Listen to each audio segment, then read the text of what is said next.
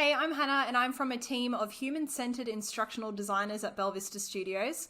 I'm going to be showing you today our human-centered design for healthcare activities. There are 10 activities that you can use within your healthcare service to help you to empathize with your patients, better understand their needs, and create a service that better aligns to their expectations and what they would want from you as a service. Applying human-centered design to the healthcare industry is something we're very passionate about. We can see the value that it will bring. So thank you for tuning into this video and learning about how you can apply human-centered design to your service. So you can get these 10 activities in this human-centered design for healthcare activities mind map by checking out the link below. So have a look below in the description and you can download the mind map. What I'm going to be doing in today's video is I will be sharing insights on the patient journey map. The patient journey map, it's so cool. And when we discovered this, we were like, wow, this will add so much value.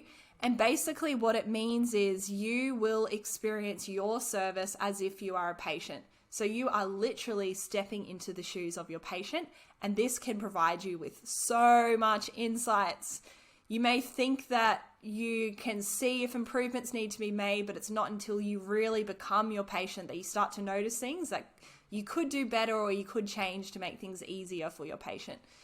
So what you're going to do is you're going to step into their shoes. I want you to imagine that you're doing that and experience your service. So from walking into your waiting room, visiting the reception desk, telling the receptionist who you're here to see, waiting in the waiting room, seeing whoever they're seeing, depending on what your service is, might be a doctor, dentist. And what you're going to do is you're going to continuously think in your head, what am I thinking, feeling, and doing as I'm going through this process? Before I go to the service, so you might be nervous or like confused or whatever it is, during the service and after the service. And if you can record what you're thinking, feeling, and doing at each stage, you can begin to empathize with your patient and understand what it's like to experience your service. You want to really think about the following things. So, how did I feel? Did everything make sense? And are there any improvements that I could make to the way that our patients experience our service? So could we do anything different that would potentially make it better for them?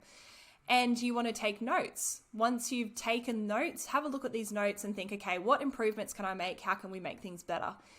So that is our insights on the patient journey map. We hope it adds value to you. Give it a go, see what comes up. You may find a really minor tweak that can really change the experience of your patients. So once again, if you did want to get these 10 activities, check them out in the link below. Thank you for tuning in and for caring about your healthcare service. We are inspired by you.